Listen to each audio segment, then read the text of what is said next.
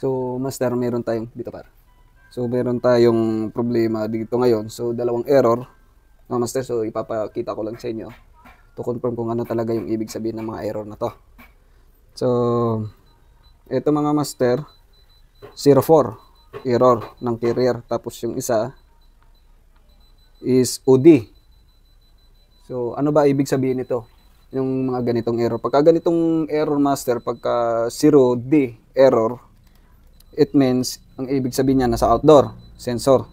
Pwedeng ambient sensor o kaya yung discharge sensor mga master.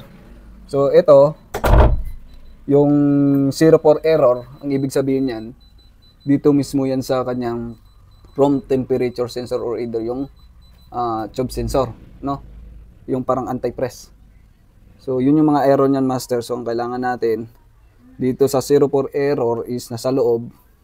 So, tumaas na nga kanina, nasa 8 point something kilo ohms. And then, yung doon sa kabila, sa discharge sensor is may nakita kaming 30 point something kilo ohms, tapos 6.1, and then yung isa 6.1 kilo ohms. Yung sa discharge saka sa pipe sensor, 6.1 something. And then, yung sa discharge, 30 point something. So, should be 37 to 40 kilo ohms yung dapat na ano.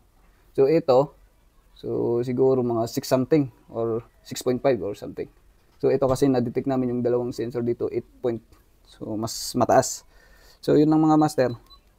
So, 04 error. And then,